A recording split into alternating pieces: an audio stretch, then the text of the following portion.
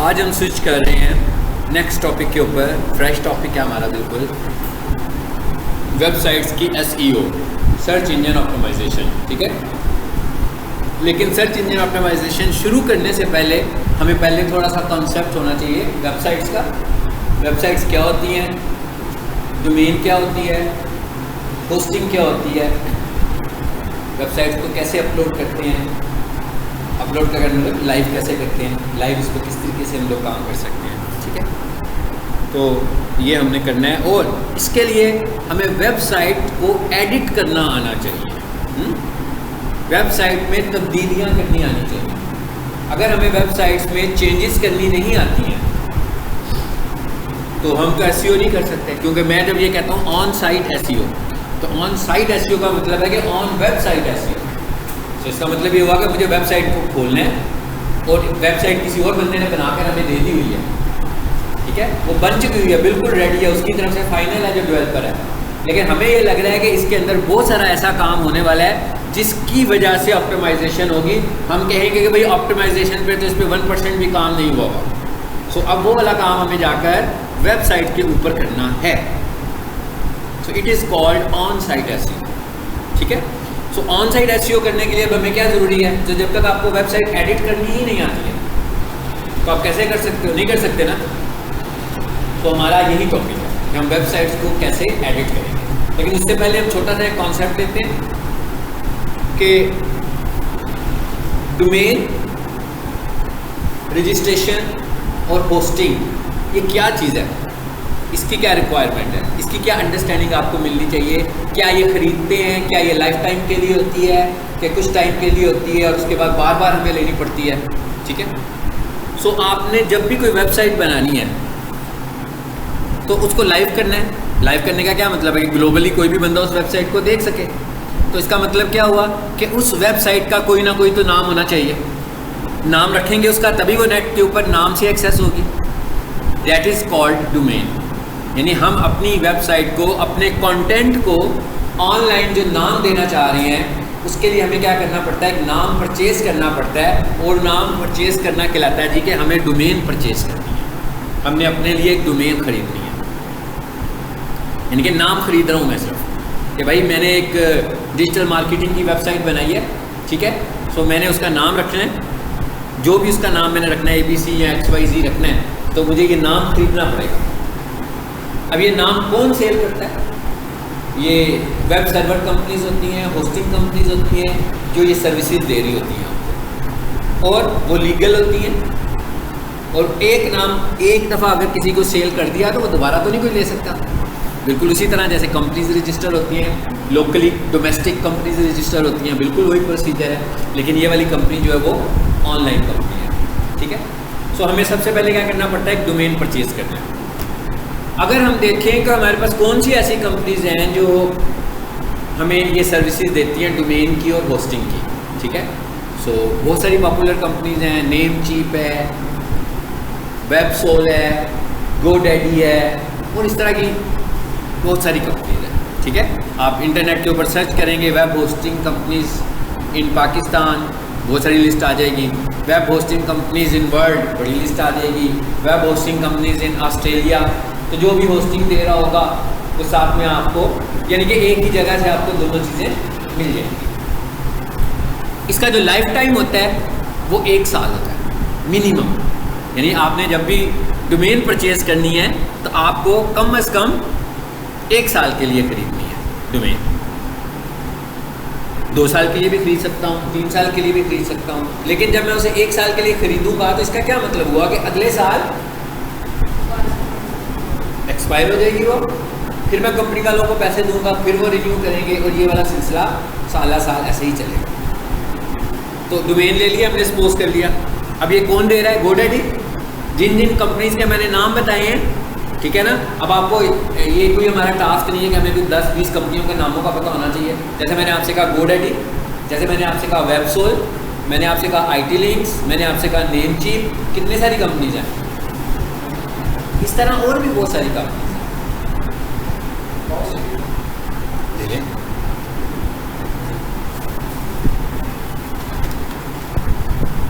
तो हमने होस्टिंग भी परचेज करनी है और हमने डोमेन भी परचेज करनी है।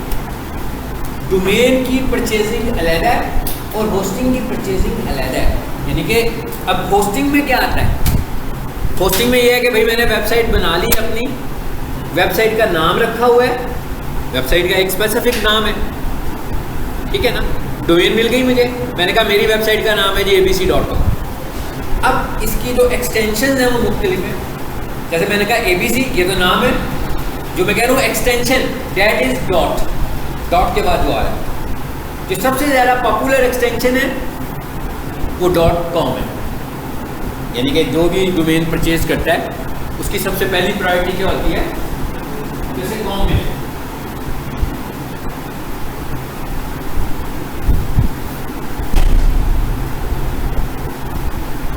सबसे पहली प्रायोरिटी होती है कि उसे कॉम मिले, तो उसके बाद ORG भी है, उसके बाद PK भी है। ये सारी चीज़ें आपको जब आप जाओगे, अब आपने काम करना है अपनी प्रैक्टिस करने के लिए, लाइक अ फन के भाई मैं भी डोमेन खरीदना चाह रहा हूँ। तो इसका मतलब ये नहीं होगा कि आपके पैसे कट जाएंगे, किसी ने परेशान नहीं होना। पैसे उसी वक्त कटेंगे जब हम पेमेंट मेथड ऐड करें। जब तक हम पेमेंट मेथड ऐड करके ऑर्डर अपना प्रोसेस नहीं करेंगे उस वक्त तक पैसे नहीं कटेंगे हमारे, ठीक है। पैसे उसी वक्त कटेंगे जब हम पेमेंट मेथड ऐड करेंगे। बस ये बात ध्यान में रखी है आपने।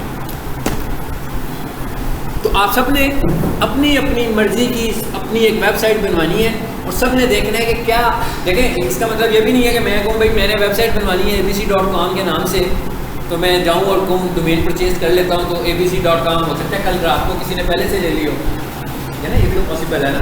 तो हमने सबसे पहले तो यही चेक करनी होती है कि क्या इस नाम की डोमेन अवेलेबल है, कि इस नाम की डोमेन अवेलेबल भी नहीं है, ठीक है। तो आप GoDaddy पर चले जाएँ, वहाँ से जाकर आप अवेलेबिलिटी चेक करेंगे। ये बात याद रखिएगा कि जब हम अवेलेबिलिटी चेक करते हैं तो वो ग्लोबली चेक हो रही होती है, मतलब वो वेब सोल की अवेलेबिलिटी नहीं है या GoDaddy की भी अवेलेबिलिटी नहीं है। अगर मैंने GoDaddy पे जाकर चेक किया कि abc.com अवेलेबल है और GoDaddy ने मुझे कहा नहीं अवेलेबल, तो इसका मतलब है कि वो वेब सोल पे भी अवेलेबल नहीं है। इसका मतलब है वो IT लिंक्स पे भी अवेलेबल नहीं है, क्योंकि एक नाम ग्लोबली एक ही दफ़ा बाय किया जा सकता है, ठीक है। ये बात समझनी आपने, क्योंकि वो तो ग्लोबल है ना, सारे का सारा इंटरनेट तो ग्लोबल है। ऐसे तो नहीं है कि लाहौर वाले की abc.com और होगी तो इस्लामाबाद वाले की abc.com और होगी, वो जो कराची में बैठा हुआ है उसकी और होगी और जो कनाडा में बैठा हुआ है उसकी और होगी। एक ही दफ़ा abc.com मिल सकता है सर। अब इसने जब मैंने ये डोमेन परचेज की, ठीक है ना, तो जितने भी पैसे लगे, 1000 लगे, 1500 लगे, 2000 लगे, 3000 लगे, ठीक है मेरे, वो 1 साल के लिए होगी मिनिमम। और वो सिर्फ नाम है, नाम लेके मैंने रख दिया है बस, और कुछ नहीं इसका फ़ायदा अभी तक। नाम मिल गया मुझे कि भाई जब मैं वेबसाइट लूँगा तो मैं इस नाम के साथ अटैच करूँ। उसके बाद मुझे अब इसका मतलब क्या हुआ, मुझे और क्या चाहिए, मैंने एक वेबसाइट बनाई है, ठीक है। जैसे मैं आपसे कहता हूँ कि प्रोजेक्ट एक बनाना है आपने, उसमें कुछ काम आपने PDF में करना है, कुछ फोटोशॉप में करना है, कुछ वर्ड में करना है, मुख्तलिफ चीज़ों में बनाना है, ठीक है। उसको सेव करके USB में मेरे पास ले आइएगा, ठीक है। तो आप जब सेव करके लाएंगे, और साथ में मैं आपको ये भी कह देता हूँ कि भाई आपकी जो प्रोजेक्ट है वो 500 मेगाबाइट से बड़ा नहीं होना चाहिए, मतलब मैक्सिमम 500 MB में आपने बनाना है। उसमें तस्वीरें भी शामिल हैं, उसमें वीडियो भी शामिल है, उसमें PDF फाइल्स भी शामिल हैं। तो इसका मतलब क्या होगा कि 500 तो एक्स्ट्रा नहीं होगा, यानी कि स्पेस आ गई ना इसमें। अब हमें क्या करना है, स्पेस परचेज करनी है कि भाई मेरी एक वेबसाइट है, तो मेरी वेबसाइट मैंने बनवाई है, मुझे पता है कि भाई ये 200 MB में बनी हुई है, 100 MB में बनी हुई है, तो इसको कितनी स्पेस की ज़रूरत है। इसमें वीडियोस भी हैं, इस पर इमेजेस हैं बहुत सारे, तो क्या मुझे 1 GB की स्पेस चाहिए, मुझे 500 MB की स्पेस चाहिए। इस हिसाब से आपकी जो डोमेन है, जो होस्टिंग है, होस्टिंग कंपनी है, वो आपको चार्ज करेगी आपकी होस्टिंग की स्पेस के हवाले से। अच्छा, उसके बाद क्या होता है, होस्टिंग के अंदर या अलहदा से भी आप ईमेल्स भी ले सकते हैं, ठीक है।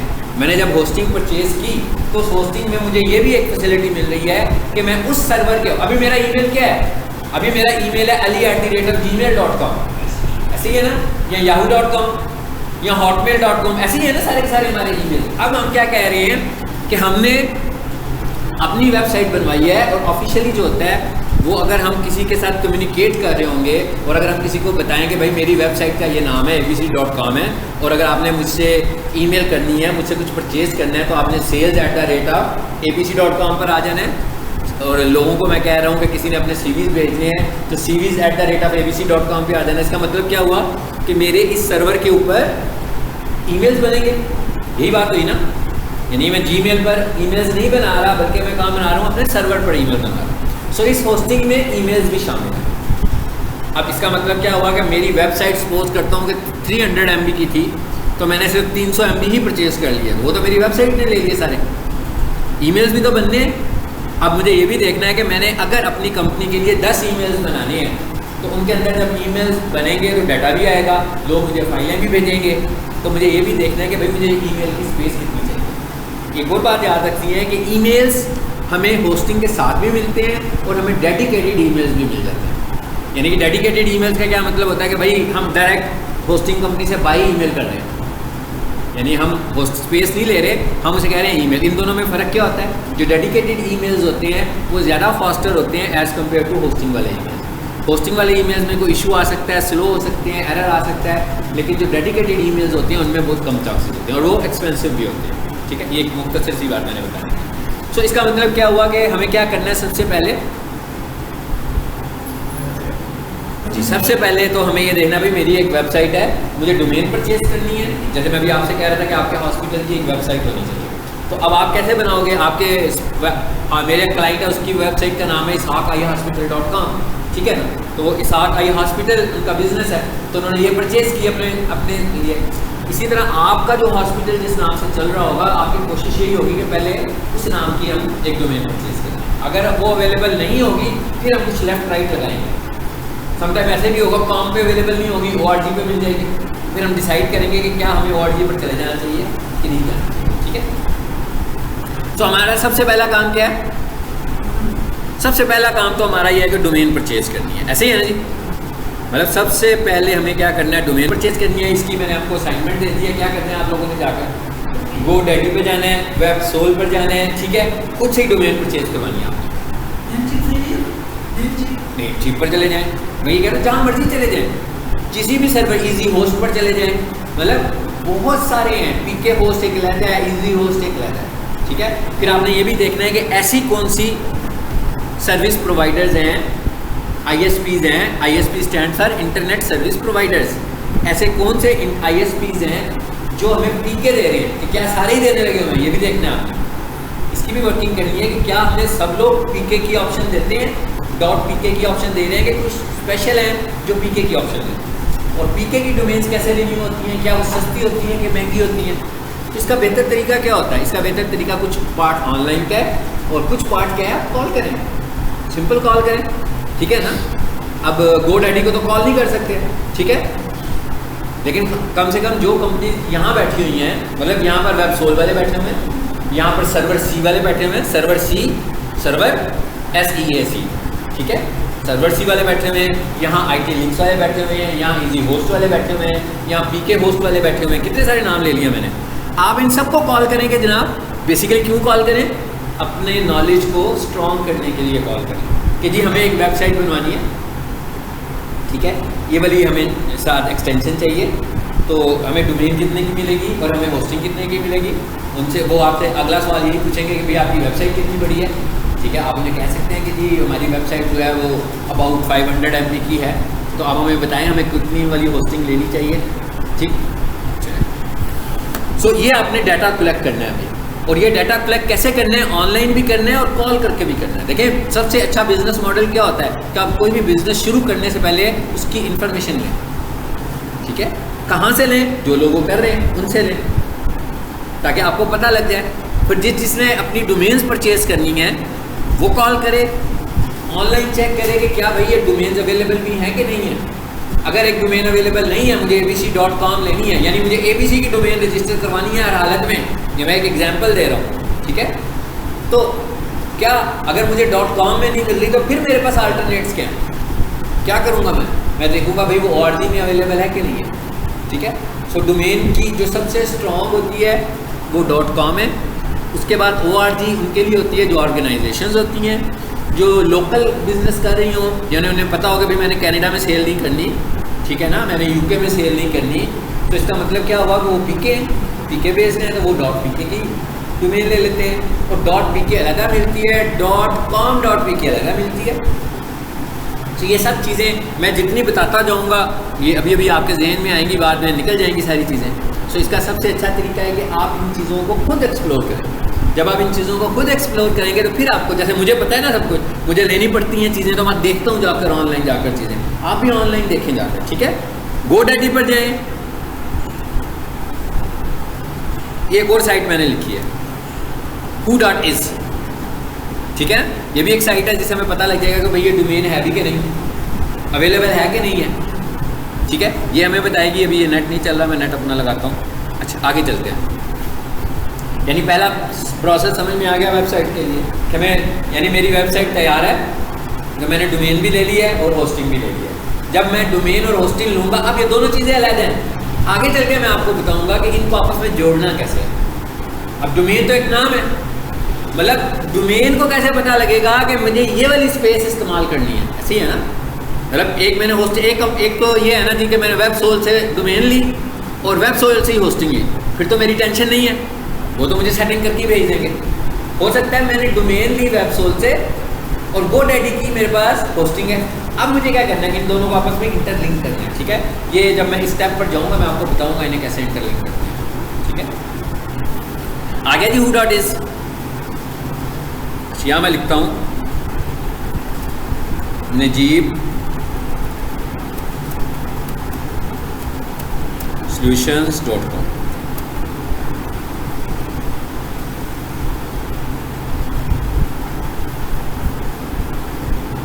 अब हम इससे आगे बात करने लगे हैं।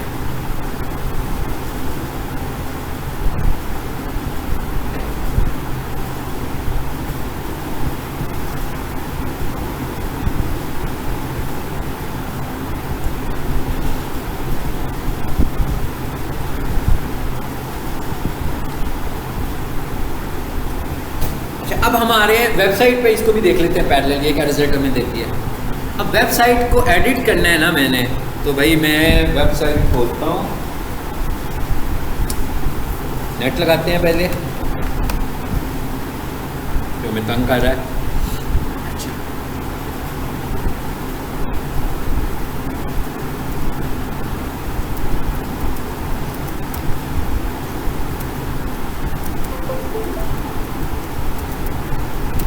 ये मैंने एक वेबसाइट का नाम लिखा। ये जो वेबसाइट मैं चलाने लगा हूँ अभी, देखिए ज़रा इसको,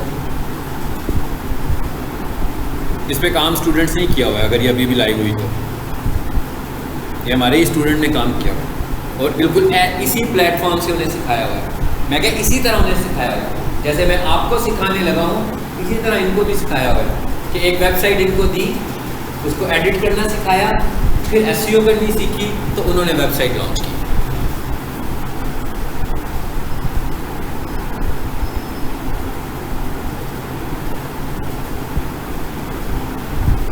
ये देखें,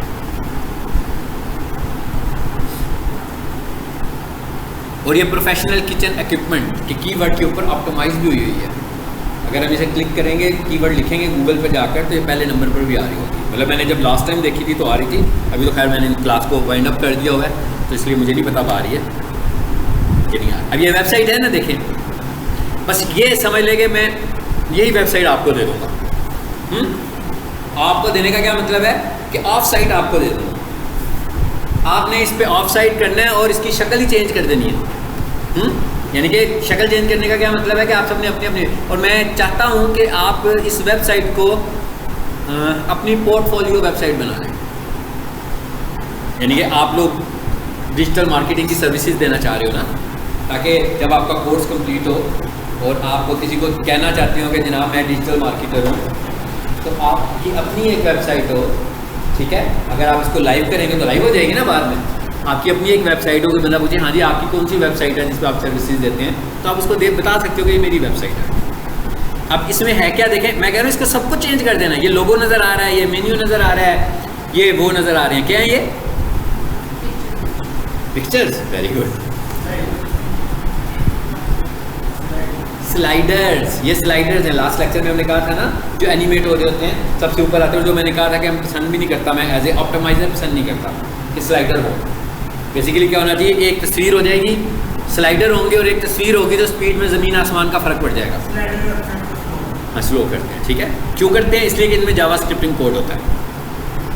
तो इसका एक प्रोफेशनल आइडिया ये होता है कि यहाँ पर लगाएं तस्वीर और मैं नीचे आ रहा हूँ, दरमियान के बाद जाकर स्लाइडर भी लगा दूँ, ठीक है, जो मैं चाह रहा हूँ कि स्लाइडर भी नज़र आ रहे हैं। इसलिए कि वेबसाइट की स्पीड इनिशियली चाहिए हमें, पहले स्पीड चाहिए ना, कि कोई बंदा वेबसाइट खोले तो स्पीड से खुल जाए। और वेबसाइट की स्पीड ऐसे नहीं चेक करनी है कि भाई मैं कहूँ बता वेबसाइट की स्पीड तो चेक करो तो आपको अच्छा जी मैं खोलता हूँ वेबसाइट। कोई बंदा अपने मोबाइल पर लिखे वेबसाइट खुल जाए, कोई मोबाइल पर लिखे स्लो खुल रही हो, तो एक बंदा मुझे कहेगा स्पीड बहुत अच्छी है, एक बंदा मुझे कहेगा नहीं जी स्पीड तो अच्छी नहीं है। हाँ, ये तरीका नहीं है।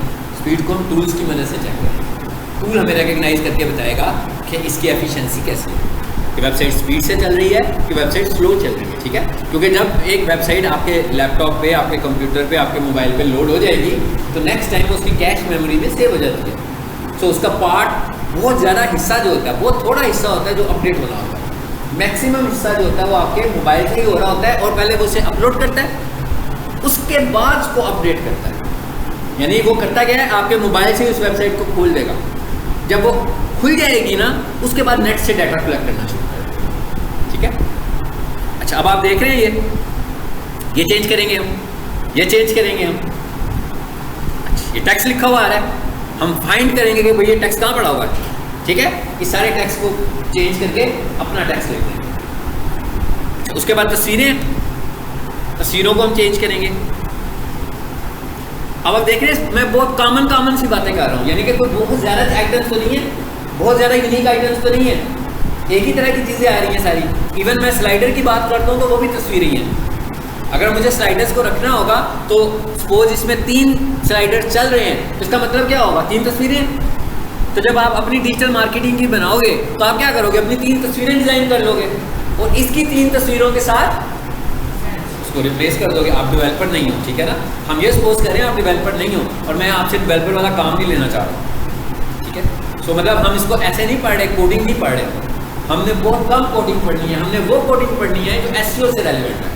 यानी कि एसईओ करने के लिए हमें जिस कोडिंग की ज़रूरत है हम उसको डिस्कस करेंगे ज़रूर, लेकिन जो डेवलपर के लिए, वेब डेवलपमेंट के लिए जो कोडिंग है वो हमारे से रेलिवेंट नहीं है। लेकिन जो आपको रूट मैं बताऊंगा, इस वेबसाइट से आप चाहें तो 50 वेबसाइट्स और बना लें, ठीक है। जैसे मैंने भी आपसे कहा, ये असल में तो ये वाली होगी भी नहीं, पहले भी ये नहीं होगी, किसी और वेबसाइट को किसी ने मॉडिफाई करके ये बना लिया ना।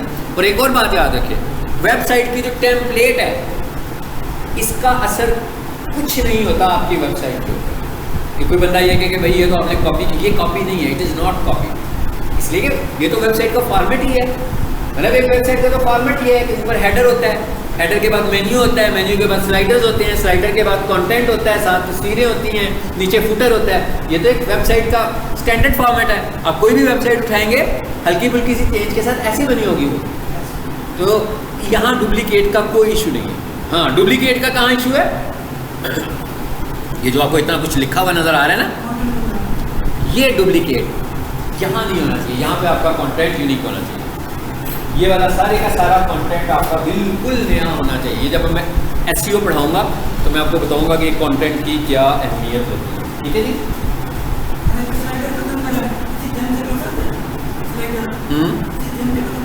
हाँ, कर सकते हैं, क्यों नहीं कर सकते। अच्छा जी, अब लेकिन अभी हम डायरेक्ट ये काम नहीं करेंगे, क्योंकि अगर मैं डायरेक्ट ये काम कराऊंगा तो फिर तो आप रट्टा ही लगाओगे सिर्फ, ठीक है ना। अभी हमें कुछ थोड़े से बेसिक कोड्स पहले समझने हैं, पहले थोड़ी सी बेसिक कोडिंग करनी है हमें HTML की, ठीक है। अब ये वेबसाइट है, अब मैं इस पर राइट क्लिक करता हूँ, मैंने वेबसाइट पे राइट क्लिक किया, तो मुश्किल काम तो नहीं किया। राइट क्लिक करना तो बहुत आसान काम होता है ना। ये क्या लिखा हुआ है, view page source. View page source से क्या मुराद है कि मैं अपनी बेसिकली ये जो वेबसाइट बनी हुई है इसकी जो कोडिंग है मैं उसे देखना चाहता हूँ, तो मैं कहता हूँ व्यू पेज सोर्स। अब एक और बात याद रखनी है, ये लाइव वेबसाइट है, लाइव है ना, तो इसकी जो कोडिंग है, इसकी कोडिंग को तो मैं चेंज नहीं कर सकता ना यहाँ पे, ये तो लाइव है। मतलब अब कोडिंग मेरे सामने आ गई है तो मेरे जहन में आ रहा हो कि भाई इसको चेंज करूँ, इस लाइन को चेंज करूँ, तो शायद वहाँ पर भी चेंज हो जाए। जब तक मैं इसको लोकली अपने पास सेव नहीं करूँगा। लोकली सेव करने का क्या मतलब है कि भाई मैं अपनी हार्ड डिस्क पर ले आऊँगा। ये छोटी छोटी बातें इसलिए बताता हूँ कि कन्फ्यूजन आपका कोई नहीं रहना चाहिए। लोकल वेबसाइट का क्या मतलब है कि आप इस वेबसाइट को बनाएंगे खुद से और आपके कंप्यूटर पे ये चल रही होगी इंटरनेट के बगैर, इसलिए कि इंटरनेट पे नहीं है ये वेबसाइट। ये वेबसाइट इंटरनेट पे नहीं है बल्कि आपकी लैपटॉप पर है अभी, जब तक इसको लाइव नहीं करेंगे। मैंने जो साइट आपको दिखाई है वो लाइव है, ठीक है। अब आप इधर आए जरा, ये कोडिंग है। अगर मैं इसको देखूं तो सबसे ऊपर लिखा हुआ आ रहा है, देखना है अब आपने स्क्रीन पे, देखना है आपने। मैं इसका जरा जूम बड़ा कर दिया थोड़ा सा जी। कहां से शुरू हो रही है बात? HTML से, और साथ इसमें एक मैथमेटिकल ऑपरेटर भी लगा हुआ है, लेस देन और ग्रेटर देन का निशान लगा हुआ है ना। अच्छा, यहाँ पर आपने जो कोडिंग करनी है, आपने जितने भी कोड्स लिख रहे हैं, ये मैंने लेस देन ग्रेटर देन इसलिए कहा कि सबको पता होता है ना, इसलिए असल में तो ये नहीं है ये। हाँ, जितनी भी कोडिंग आपने करनी है उसको आपने इस सिंबल के अंदर लिखना है। यानी जितने भी मैं कहूँगा ना HTML के टैग्स हैं, अब आपने ये YouTube में नहीं जाना, ओके।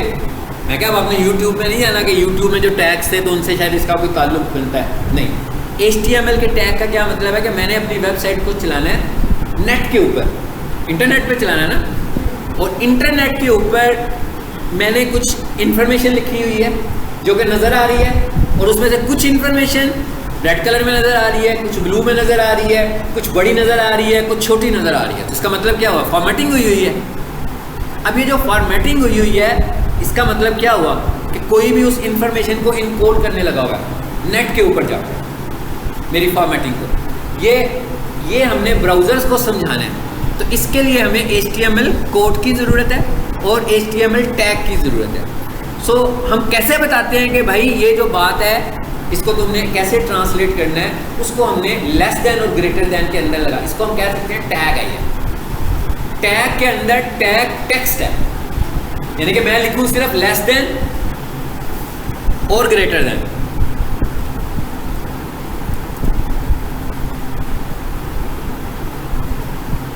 ये देखें, ये मैंने लिखा है एक लेस देन और एक ग्रेटर देन, बस और कुछ नहीं लिखा।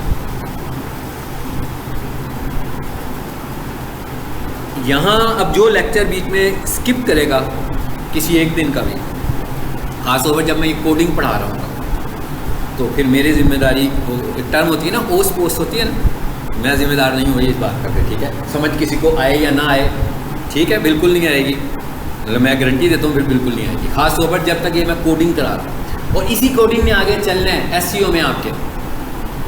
आपने जब कोड चेंज करने हैं, जब आपने SEO करनी है ना, ठीक है, तो आपने इसी कोड में आकर चेंज करनी है। तो जब तक आपको ये कोड समझ में नहीं आया, इसीलिए तो मैं बहुत एहतियात के साथ और बहुत लो लेवल से बात कर रहा हूँ कि आपको ये बात समझ में आ जाए। लेकिन जी मैं इसको ज़रा बड़ा भी कर दिया और थोड़ा सा ठीक ठाक कर दिया, थोड़ा सा तो नहीं किया। ये है टैग, ठीक है। और हम जो पढ़ेंगे वो बहुत सारे टैग्स हैं और बहुत कम टैग्स हैं। वेब डेवलपर की तरह हमने सारे टैग्स नहीं पढ़ने हैं, हमने सिर्फ वो टैग्स पढ़ने हैं जो SEO से रिलेटेड, जो कि मैंने पिछली दफ़ा उनको समराइज भी किया था, और वो टैग्स पढ़ने हैं जो HTML फाइल को कवर कर रहे होंगे, ठीक है। सो इसका मतलब क्या हुआ, अब आपको मैं साथ में ही HTML फाइल का एक सिंटैक्स भी बताने लगा हूँ। साथ में वो HTML फाइल थी, वेबसाइट जो हमने वेबसाइट खोली थी, बेसिकली वो एक HTML फाइल ही थी। सो यहाँ आकर मैंने लिख दिया HTML, ठीक है। लेकिन पहले मैंने क्या लगाया, लेस देन और ग्रेटर देन। और एक और चीज़ भी आप देख लें, मैंने स्पेस तो नहीं लगाई, कहीं पर भी आपने स्पेस यूज़ नहीं करनी है। यानी कि ऐसे नहीं है कि लेस देन लगाऊँ, स्पेस दूँ खूबसूरती के लिए और L लगाने के बाद फिर स्पेस दे दूँ, नो, स्पेस नहीं देनी आप। इवन अगर आप स्पेस दोगे तो सिंटैक्स एरर आ जाएगा जो कि आपको नज़र नहीं आएगा, यानी कि आपको फाइल नहीं बताएगी कि आपने सिंटैक्स एरर किया है, लेकिन आपकी फ़ाइल एग्जीक्यूट नहीं होगी, ठीक है। ये लिखा मैंने HTML। मैं अभी इसका बेसिक सिंटैक्स बताने लगा हूँ सिर्फ। अब इसके बाद मैंने क्या लिखा, एक लगाया स्लैश। अब जब मैं बात कर रहा हूँ टैग्स की, तो हम कहेंगे कि भाई एक है जहाँ से टैग शुरू होता है और एक है जहाँ पे टैग खत्म होता है। हमें कैसे रिकग्नाइज होता है कि भाई टैग यहाँ से शुरू हुआ यहाँ ख़त्म हो गया? जहाँ पर आप टैग लगा स्लैश लगा दोगे साथ, तो इसका मतलब क्या होगा कि क्या हुआ है, ये एंड हो रहा है। यानी कि जितने भी टैग्स हमने पढ़ने हैं, जितने भी हम टैग्स पढ़ेंगे, उन सबको हम एंड अगर कर रहे होंगे तो कैसे कर रहे होंगे? सेम वही होगा जो स्टार्ट है, लेकिन उसके शुरू में स्लैश लगाएंगे और स्पेस फिर नहीं लगाएंगे। क्या नहीं लगाते हैं? नेक्स्ट ये चीज। ओ नहीं नहीं, लैंग्वेज में ना जाओ यार, आप तो प्रोग्रामिंग लैंग्वेज में चले गए। हाँ ठीक है, लैंग्वेज नहीं है ये, ध्यान पे रखिए, एक फॉर्मेटिंग कोडिंग है ये सारी। ठीक है, आपने सी लैंग्वेज का कोड पूरा बता दिया है। नेक्स्ट CHE का मतलब होता है कि कैरेक्टर को रीड करो। ओके, वो नहीं कर रहे हम। अच्छा, हम कोई सी लैंग्वेज नहीं करनी, कोई जावा स्क्रिप्टिंग नहीं करनी, हमने किसी तरह की भी लैंग्वेज को टच भी नहीं करना यहाँ पर। ठीक है, नो डाउट वहाँ पर जावा स्क्रिप्टिंग हुई होगी वेबसाइट पे, जो मैं आपको एडिट करवाऊँगा। उसके बावजूद हमने उसके उस हिस्से को टच भी नहीं करना और हमने वेबसाइट एडिट कर लेनी है। अच्छा, ये आ गया हमारा एक पूरा सिंटेक्स। इसके बाद एंटर किया मैंने। अब ये वाली जो जगह है, ठीक है, इसको अगर मैं एक आसान वर्ड के साथ आपको समझाऊं तो मैं लिख रहा हूं, आपको शायद समझ आ गई होगी बात, कि यानी मेरी एक पूरी वेबसाइट है। ठीक है, वो जितने टैग्स पर मुश्तमिल है वो सारे के सारे टैग इस पर आएंगे। लेकिन सिर्फ पहला टैग क्या था?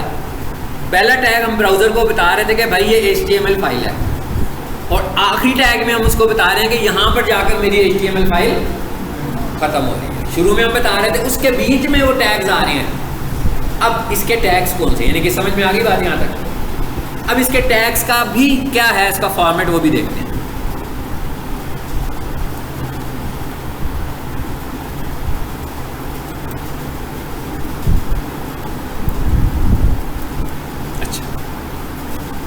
ये इसका एक सिंपल सा सिंटेक्स है। ये आपकी समझ लो कि वेबसाइट पूरी होगी अगर मैं इसको इधर से समझा रहा था आपको। यहाँ आकर देखें जरा क्या लिखा हुआ है। लिखा हुआ है हेड, देखते हैं एंड हेड कहाँ लिखा हुआ है। कोई परेशान नहीं होना देख के ये क्या इतनी लंबा चौड़ा, हमें क्या करना है। हाँ, कोई परेशानी वाली बात नहीं है कि हमें क्या करना है इसमें। ठीक है, मैं तो आपको बता रहा हूँ कि हेड खत्म कहाँ पे होगा। ये अब ये हेड है क्या, नाम से आपको पता लग रहा है कि सबसे वेबसाइट का ऊपर वाला हिस्सा। आपको जितनी भी डिक्लेरेशंस करनी है वो सारी की सारी डिक्लेरेशंस आपने हेड पार्ट में करनी है। जितनी भी चीज़ें बनानी है, जितनी भी चीज़ों को डिफाइन करना है, आपकी वेबसाइट का टाइटल क्या होगा, और हम SEO कर रहे हैं तो हमें मेटा टैग्स लगाने हैं। मेटा टैग में हमारे पास जो मोस्टली आएंगे, ठीक बात कर रहा हूँ अभी सिर्फ, कि भाई डिस्क्रिप्शन, कीवर्ड्स और भी बहुत सारी चीज़ें, वो हमने कहाँ लगाने हैं? हेड में लगाने हैं। यानी हमने चीज़ों को डिफाइन करना है तो कहाँ करना है? आपने कोई जावास्क्रिप्ट का कोड बनाया हुआ है, वो भी आपने हेड में लिखना है। आपने कोई स्टाइल्स डिफाइन किए हुए हैं, वो भी हेड पे लिखने हैं, लेकिन आपने नहीं लिखने, आपने परेशान नहीं होना। ये किसका काम है? ये डेवलपर का काम है। अब अगर मैं आपको एज ए SEO एक्सपर्ट बात करूँ कि मुझे क्या करना है यहाँ पर SEO के लिए, तो मुझे यहाँ पर SEO के लिए आना पड़ेगा हेड में टाइटल के लिए और मेटा टैग्स के लिए, बस। और मेरा इस हेड से कोई लेना देना नहीं है एज ए SEO एक्सपर्ट। हाँ, जब मैं कोई वेरिफिकेशंस करवा रहा हूँ, मिसाल के तौर पर मैं वेरिफिकेशन करवाता हूँ गूगल से कि भाई मेरी वेबसाइट को अपने पास ले लो और इसको चेक करो, तो वो कहेगा कि ये काम करो, मैं तुम्हें कोड देता हूँ, इस कोड को जाकर अपनी वेबसाइट पे लगा दो। जी, गूगल सर्च कंसोल। ठीक है, अब मैंने सर्च कंसोल इसलिए इस्तेमाल नहीं किया कि लोग कन्फ्यूज ना हो। ठीक है, सो वो कोड मैं पकड़ूंगा और लाकर हेड में पेस्ट कर दूँगा, और जब मैं पेस्ट करने के बाद वापस गूगल के पास जाऊंगा, कहेगा हाँ जी पेस्ट कर दिया, तो वेरीफाई का बटन दबाओ। मैं जब बटन दबाऊंगा तो मेरी वेबसाइट वेरीफाई हो जाएगी। कैसे होगी? कि वो आकर देखा कि भाई वाकई मैंने इसे जो कोड दिया है इसने लगाया है, तो इसका मतलब है इसके पास इस वेबसाइट की ऑनरशिप है। तो इसका मतलब क्या हुआ कि इस तरह के काम करने के लिए, इस तरह की चीज़ों के लिए हम इस्तेमाल करेंगे हेड को। यानी कि हमारा जो काम है वो टाइटल का है, हमारा जो काम है वो मेटा टैग्स का है, ठीक है। यहाँ जो कोड हमें लगाने पड़ेंगे वो आकर हमने हेड में पेस्ट करने हैं बस। उसके बाद बॉडी जो है वो आपका सारे का सारा वेबसाइट है। बॉडी क्या है हमारी, अब आप देखें नीचे आकर, यहाँ अगर आप आकर देखो तो यहाँ पर कोई स्क्रिप्टिंग नज़र नहीं आएगी आपको। स्क्रिप्टिंग, कोई भी स्क्रिप्ट बॉडी में नहीं लिखा जाता। स्क्रिप्ट को बॉडी में इस्तेमाल कर सकते हैं, स्टाइल को बॉडी में इस्तेमाल कर सकते हैं, बना नहीं सकते। बनाने के लिए हमें कहाँ जाना पड़ता है, हेड में, ठीक है। आपका काम नहीं है स्क्रिप्ट बनाना, ठीक है, यूज़ करना भी नहीं है। हमने जब बॉडी में आना है तो बॉडी में आने के बाद हमने क्या करना है, हमारा मोस्टली काम होगा हेडिंग स्टाइल्स के साथ, हमारा मोस्टली काम होगा इमेजेस के साथ, हमारा मोस्टली काम होगा पैराग्राफ्स के साथ, और हमारा मोस्टली काम होगा हाइपरलिंक्स के साथ। इन चीज़ों के साथ मिलाकर मुझे एसईओ करनी है। सो इसका मतलब ये होगा जितने मैंने अभी नाम लिए हैं इन्हीं सबको हमने अलग अलग टैग्स की सूरत में समझना है। अब आ जाए वापस इधर जी। ये एक पूरी HTML वेबसाइट का सिंटेक्स है। यानी कि अगर आपसे कहा जाए कि सिंटेक्स क्या है, सिंटेक्स पता है ना क्या होता है, फार्मूला के लिखने का तरीका क्या है। अब ये जो हेड वाला पार्ट है, क्या ख्याल है, यहाँ पर तो बहुत कुछ हो सकता है, ऐसे ही है ना, भरा पड़ा था ना हेड का पार्ट। तो जो कुछ भी लिखना है मैंने एंड हेड से ऊपर ही लिखना है। मैंने कहा जो कुछ भी मैंने लिखना है वो एंड हेड से ऊपर लिखना है, यानी उसको मैंने हेड के बीच में ही लिखना है। फिर बॉडी में मैंने जो कुछ लिखना है वो इस हिस्से में लिखना है सारा, बस। ये सारी मेरी वेबसाइट की बॉडी है। उसके बाद मैंने इसको सेव कर लेना। समझ आ गई बात? वेबसाइट का टाइटल कहाँ पे नजर आता है? वेबसाइट का टाइटल हमें कहाँ नजर आता है? नहीं, नजर वेबसाइट का टाइटल नजर कहाँ आता है? यानी कि मैंने खोल लिया क्रोम, आप देखते हैं, मैं कहा वेबसाइट का टाइटल हमें किस जगह पे नजर आता है? ये जो URL लिखा हुआ है, ये वेबसाइट का टाइटल आ रहा है, बेस्ट प्रोफेशनल किचन इक्विपमेंट इन पाकिस्तान। ये वेबसाइट का टाइटल हमें नजर आ रहा है, यानी कि टाइटल इस जगह पे नजर आएगा, ठीक है। अब आए इधर,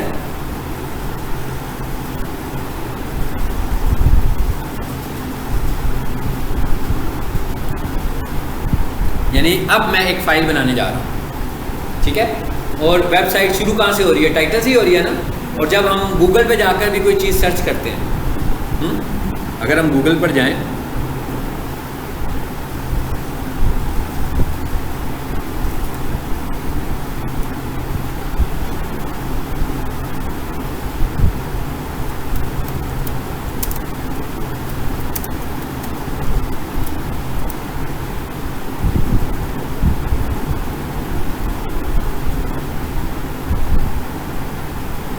देखिए सबसे ऊपर आई है, रैंक हुई है वेबसाइट, है पहले नंबर पर आ रही है ना, वही वेबसाइट है ना। ओके, ये URL आ रहा है उसका, और ये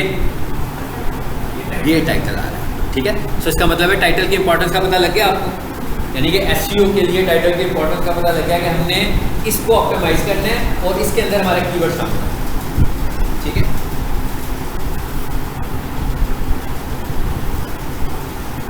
चलिए आ जाए वापस नोटपैड में। अब ये मैं कितने टैग्स हो गए अभी आज के लेसन में, कितने टैग्स हैं? HTML, हेड, बॉडी और टाइटल, ये तीसरा टैग आ रहा है टाइटल का, ठीक है। अब मैं लिखने लगा हूँ टाइटल विदाउट स्पेस।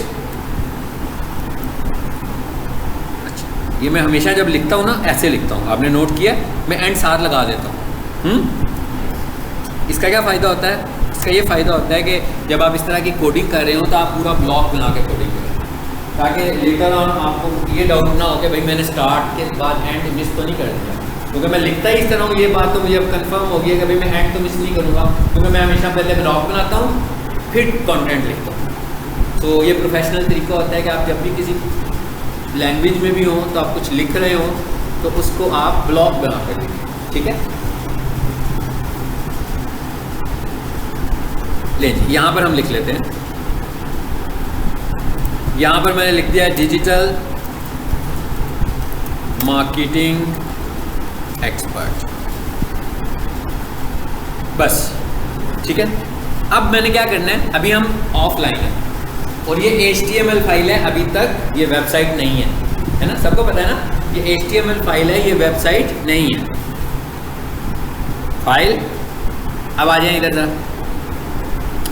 स्क्रीन पर देखें, अब सब लोग मोबाइल पर ना देखें इस वक्त, सब स्क्रीन पर देखें, फाइल और फिर सेव एज। अच्छा, अब आप एक और चीज़ नोट कर रहे होंगे कि मैंने ये सारा काम करने के लिए नोटपैड का इंतखाब किया, ठीक है।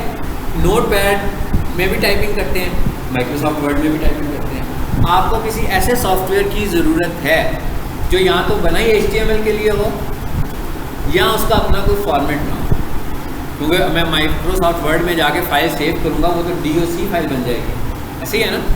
तो और भी बहुत सारे फॉर्मेट्स हैं जिनको माइक्रोसॉफ्ट वर्ड सपोर्ट कर रहा है, तो इसलिए हम माइक्रोसॉफ्ट वर्ड को यूज़ नहीं कर रहे, उसके लिए काफ़ी मेहनत करनी पड़ेगी हमें और फिर जाकर हम ये वाली फाइल बनाएंगे।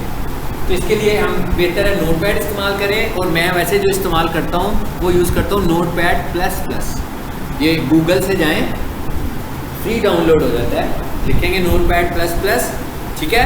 सो फ्री डाउनलोड आ जाएगी आपके पास इसकी, और इस पे काम शुरू करें आप नोटपैड++ पे। ये लिखा मैंने नोटपैड++, सिंपल, इसमें कोई इतनी साइंस नहीं है। हाँ, अपने लैपटॉप पर या डेस्कटॉप कंप्यूटर पर लिखें और इसको डाउनलोड कर लें। हाँ जी, ये वर्जन आ रहा है सबसे ऊपर, ये वाला आ रहा है, इसको क्लिक कर देता हूँ मैं, वर्जन 8 लिखा हुआ है ना इसने जी, आ गया। सिंपल इसको डाउनलोड कर लूँगा मैं यहाँ से, वो डाउनलोड हो गया, उसके क्लिक करेंगे तो इंस्टॉल हो जाएगा, इंस्टॉल हो जाएगा तो मेरे पास आ जाएगा। उसके बाद फिर मैंने हर दफ़ा नोटपैड++ को इस्तेमाल करना, ठीक है। चलिए अब वापस आ जाएं इधर, इधर से मैं आ जाता हूँ आपकी क्लास में ही।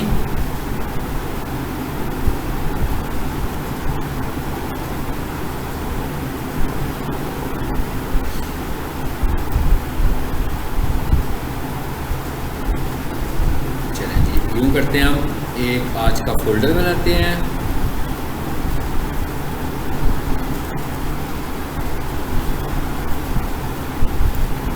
अब मुझे क्या करना है, HTML फाइल को सेव करना है। HTML stand for hypertext markup language, ठीक है। हमें HTML फाइल को सेव करना है। अब मैं कह रहा हूँ हमें HTML फाइल को सेव करना है, इसका मतलब क्या है कि मैं फाइल के फॉर्मेट की बात कर रहा हूँ, ऐसी है ना।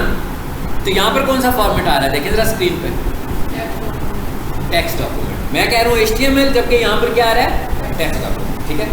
सो HTML कैसे बनेगी, एक तरीका तो यही है कि मैंने यहीं पर आया, और सबको पता है डबल कोटेशन मार्क्स का, ये मैंने दो अलग-अलग नहीं लगाया, एक ही दफ़ा लगाया।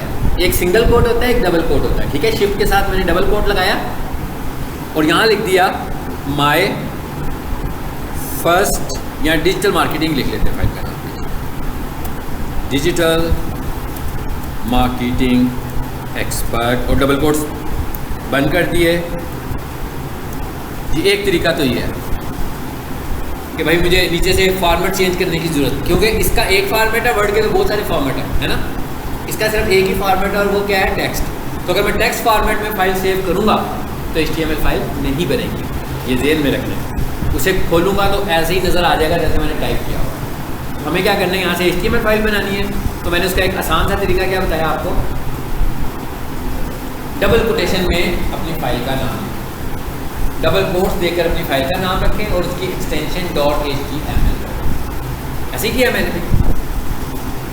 मैंने फाइल का नाम लिखा है डिजिटल मार्केटिंग एक्सपर्ट .html, मैंने फाइल की एक्सटेंशन दे दी है .html। सो अब मैं इसको कर देता हूँ सेव। मैं दो फाइलें बनाता हूँ, दो मुख्तलिफ मेथड से, ठीक है। एक मेथड तो मैंने आपको ये बता दिया, क्या तरीका था, नोटपैड के सेव एज में गए, वहाँ पर आ रही थी टेक्स्ट फाइल्स, डबल कोट्स लगाए, फाइल का नाम लिखा, .html लिखा, डबल कोट्स बंद किए और सेव का बटन दबा दिया। अब जरा जाकर देखते हैं कि क्या हुआ है।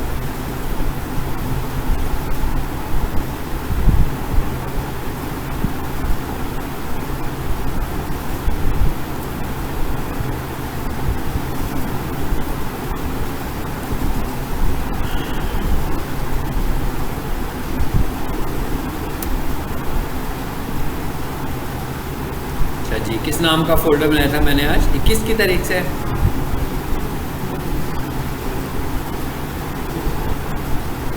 ये वाला फोल्डर, ठीक है। देखें HTML फाइल बन गई हुई है।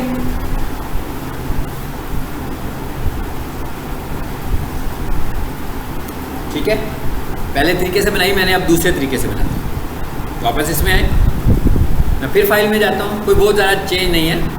सेव एज में जाऊँगा। अब मैं डबल कोट्स लगाने की बजाय ये क्या लिखा हुआ है नीचे, सेव एज टाइप, इस पे जाता हूँ।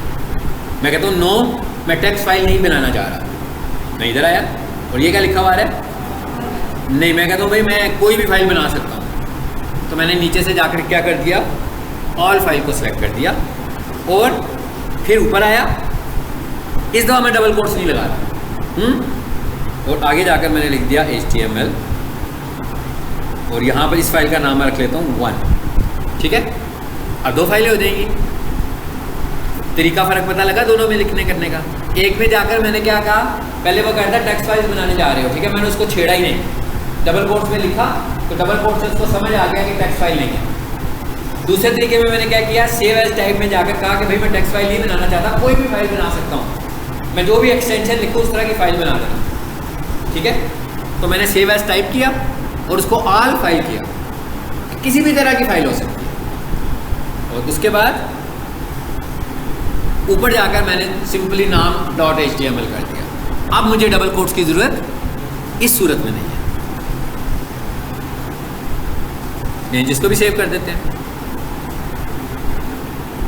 दूसरी फाइल भी देख लेते हैं, दोनों में कोई फ़र्क नहीं है, दोनों के आगे 1K भी लिखा हुआ आ रहा है। अगर मैं दोनों को चलाऊं तो देखते हैं क्या होता है। पहले एक खुल गई है, ये देखें ऊपर, यहाँ तो मैंने कुछ नहीं लिखा अभी तक। ये लिखा था, नहीं लिखा, अभी मैं बॉडी में आया ही नहीं। ये जो आपको वाइट एरिया नज़र आ रहा है, ये आपकी फाइल की बॉडी है। तो जब मैं बॉडी में कुछ टाइप करूँगा तभी आएगा ना। अभी मैंने क्या लिखा है, सिर्फ टाइटल लिखा है। और सिर्फ टाइटल ही एक ऐसी चीज़ है जो मुझे वेबसाइट पे नज़र आ रही है। यानी अगर मैं मेटा टैग्स लगाऊंगा तो मेटा टैग्स लगेंगे, गूगल को डायरेक्टिव के तौर पर लगेंगे, गूगल को कुछ बता भी रहे होंगे, लेकिन यहाँ नज़र नहीं आएंगे। यहाँ पर आपको सिर्फ और सिर्फ क्या नज़र आएगा, टाइटल। मैं जावास्क्रिप्ट कोड लिखूँगा, यहाँ पर नज़र नहीं आएगा, सिर्फ गूगल को पता लगेगा। मतलब यहाँ पर आपको टाइटल में से, हेड में से सिर्फ क्या चीज़ नज़र आ रही है, पूरी वेबसाइट के ऊपर या HTML फाइल के ऊपर सिर्फ टाइटल नज़र आ रहा है और कुछ नज़र नहीं आ रहा। ठीक है ना, और सबको पता है ना टाइटल कहाँ नज़र आ रहा है, ये ऊपर नज़र आने लगा। समझ आ गई सबको? ये मैंने आज एक सिर्फ चीज़ बताई है अभी।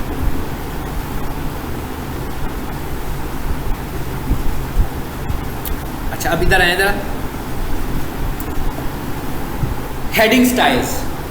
ठीक है, दूसरे नंबर पर क्या चीज़ है हमारे पास, जो कि मोस्ट इम्पॉर्टेंट SEO का फैक्टर भी है, कि आपकी वेबसाइट जैसे किताब लिखी होती है तो उसको भी उन्होंने पैराग्राफ्स को ब्रेक डाउन किया होता है हेडिंग्स के साथ। इसी तरह आपने भी यहाँ पर अपने वेबसाइट के कंटेंट को ब्रेक डाउन करना है हेडिंग के साथ, और उसकी हायरार्की भी रखनी है। हायरार्की से क्या मुराद है, हायरार्की से मुराद ये है कि एक स्पेसिफिक ऑर्डर में होनी चाहिए। यानी जब मैं ये कहूँगा कि मेरे पास इतने हेडिंग स्टाइल्स हैं, उनमें से एक हेडिंग स्टाइल सबसे बड़ा है और एक हेडिंग स्टाइल सबसे छोटा है। एक मेन हेडिंग है तो एक सब हेडिंग है। तो इसका मतलब क्या हुआ कि हायरार्की तो यही है ना, कि भाई ऊपर बड़ा आना चाहिए और नीचे छोटा। It is called hierarchy. ठीक है, यहाँ आता हूँ, मैं लिखता हूँ H1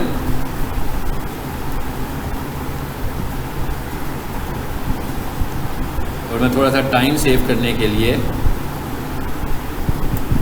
यहाँ लिख देता हूँ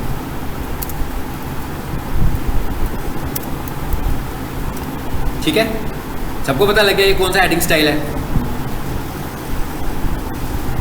अब मैंने इसे कॉपी किया और यहाँ आकर मैंने इसे पेस्ट कर दिया और यहाँ आकर मैं क्या कर देता हूँ इसको 2।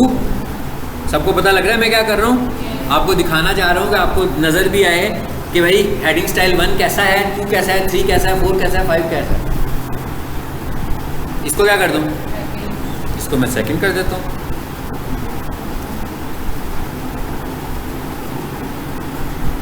इसको मैं 3 कर देता हूँ। आमतौर पर मैं इतना सारा काम नहीं कर रहा होता क्योंकि HTML शुरू करें इसलिए, अदरवाइज तो मैं आप लोगों से ही करवाता हूँ। ठीक है,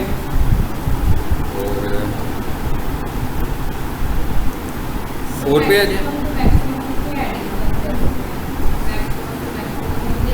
ये बात की क्वेश्चन है, ये SEO में बात करेंगे। ठीक है, इस वक्त सिर्फ फोकस करें इस वक्त जिस चीज़ को हम कर रहे हैं, ताकि ये कॉन्सेप्ट मिस ना हो आपसे।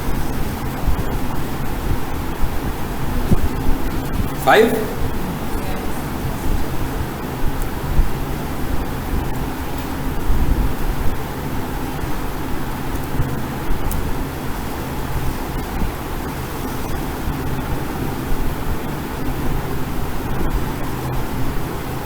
इस फाइल को सेव कर लिया, नाम तो रखा हुआ था पहले ही हमने, तो अब सिर्फ सेव का बटन ही दबा दें। और ये कौन सी फाइल सेव हुई है, देखें ऊपर expert1 वाली फाइल सेव हुई है। तो इसका मतलब है चेंजेस मुझे expert1 में नज़र आएंगी। आगे देखें कोई छठा हेडिंग स्टाइल भी है, 7वां भी है कि नहीं है।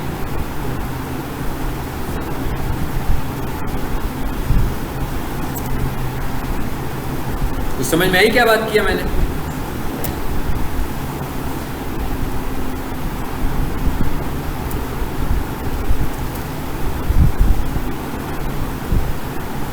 चलें इधर आ जाएं और इस पेज को रिफ्रेश कर लें।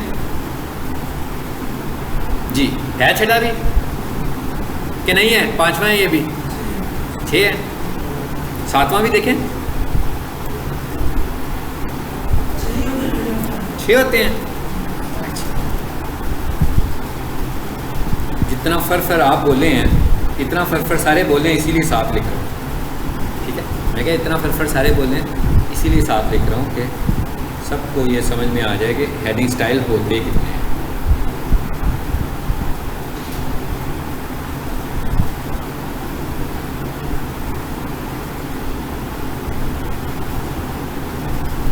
ठीक है, हुआ ये तो लग रहा है कि 7वां भी है, लग रहा है। ये उसने सिंपल टेक्स्ट लिख दिया, उसको इसकी समझ ही नहीं आई, उसने सिंपली पैराग्राफ टेक्स्ट बना दिया उसको। ठीक है, अभी तक पैराग्राफ टेक्स्ट मैंने शुरू नहीं किया, नेक्स्ट लेक्चर में देखेंगे पैराग्राफ कैसे लिखना है। सो टोटल हमारे पास कितने हेडिंग स्टाइल्स हैं, 6 हेडिंग स्टाइल्स हैं। और अब आप देख भी रहे हैं कि बड़े स्टाइल से शुरू है और छोटे की तरफ आया है। It is called hierarchy. वो ये कह रहा है कि आपने अपनी वेबसाइट पे जब हेडिंग स्टाइल्स को इस्तेमाल करें, एक तो वो कहता है कि भाई लाजमी करना है। अब ये बात वेब डेवलपर को नहीं पता, ये बात SEO के बंदे ने उसको बताना है कि भाई आपने वेबसाइट पे जो कंटेंट टाइप करना है उसमें आपने हेडिंग स्टाइल्स की हायरार्की को कायम रखना है और बड़ी हेडिंग से नीचे की तरफ आना है और हेडिंग स्टाइल्स की स्टफिंग भी नहीं करनी है। ये नहीं है कि हेडिंग 1 को ही बार बार इस्तेमाल करी जाए, नहीं, आपने सारे हेडिंग स्टाइल्स को प्रॉपर इस्तेमाल करना है। नहीं जी, इसको आकर रिमूव कर दें ज़रा। ये चीज़ ख़त्म हो गई हमारी, यानी हमने आज कितने टैग्स देख लिए और आज हमने 2 मोस्ट इंपॉर्टेंट SEO के टैग्स देखे कि भाई टाइटल, कि भाई कीवर्ड आपने देखा है, मैंने जो वेबसाइट आपको दिखाई थी वो टाइटल में से रैंक की हुई थी, उसका कीवर्ड मैंने टाइटल पे लिखा हुआ था, लेकिन सिर्फ टाइटल में नहीं लिखा हुआ था, उसका कीवर्ड हमने टाइटल के साथ साथ कंटेंट में भी लिखा हुआ था। और रैंक हुई वेबसाइट अगर आपने देखी थी, नोट किया था आपने कि जो साइट रैंक हुई है ये थी। ऊपर देखें क्या आ रहा है, ऐड, और नीचे पहले नंबर पर क्या आ रहा है, वो वेबसाइट जो स्टूडेंट ने रैंक की हुई है। और इस वेबसाइट को अगर आप पढ़ो, देखें जरा इस वेबसाइट को पूरी को पढ़ो, URL पढ़ना है सिर्फ। वेबसाइट का नाम लिखा हुआ आ रहा है प्रोफेशनल किचन इक्विपमेंट, कीवर्ड है ना, टाइटल वाला कीवर्ड ही लगाया ना हमने। और ये कहाँ लगी हुई है जाकर, उसके आगे लिखा हुआ आ रहा है .dckitchen.org। इसका मतलब क्या हुआ, ये मेन डोमेन तो नहीं है कि है भाई, डोमेन होती तो क्या लिखा होता, professional kitchen equipment .com .pk .org ऐसे ही लिखा होता ना। मेन डोमेन तो नहीं है, डोमेन तो आगे आ रही है, डोमेन आगे आ रही है। तो ये क्या है, ये सब डोमेन है, यानी डोमेन के अंदर एक डोमेन बनी हुई है। सो इसका मतलब क्या हुआ कि ये एक ऐसा फैक्टर होता है जो रैंकिंग करने में माइनस फैक्टर होता है। कहते हैं कि भाई आप अपनी वेबसाइट को डोमेन बाई करके अपलोड करें, ठीक है। तो स्टूडेंट को तो मैंने एक फ्री होस्टिंग दी थी तो उसमें उन्होंने लगा दी। सो इसका मतलब क्या हुआ कि इवन ये एक फैक्टर मिस भी कर रही है, उसके बावजूद उससे भी ऊपर आ रही है। किससे ऊपर? जो डोमेन में लाई हुई है। देखिए ये डोमेन में है ना, अगर किसी को समझ में नहीं आ रहा है कि डोमेन और सब डोमेन क्या है, तो सब डोमेन कैसे पता लगता है कि डॉट एक वर्ड लिखा होगा, उसके साथ डॉट लगा होगा और आगे डोमेन का नाम आ रहा होगा। मतलब abc.com डोमेन है, और अगर मैं लिखूँ ना ali.abc.com तो ये सब डोमेन है। अगर मैं लिखूँ peak.abc.com तो ये सब डोमेन है। अगर मैं लिखूँगा peak.com तो ये डोमेन है। अगर मैं लिखूँ digitalmarketing.peak.com तो ये सब डोमेन है। क्या सब डोमेन है? नहीं है क्या, मैं कह रहा हूँ digitalmarketing.peak.com तो सब डोमेन कौन सी है? डिजिटल मार्केटिंग, यानी कि पीक तो उसमें से डोमेन ही है। मैंने जो पीक से पहले डिजिटल मार्केटिंग ली हुई है, ये एक सब डोमेन है। इसको जाकर मैंने पीक की डोमेन में जाकर अपलोड किया हुआ है। समझ आ गई बात की?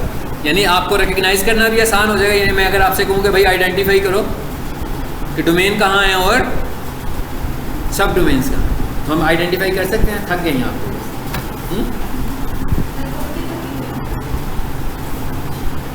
चले खत्म करते हैं।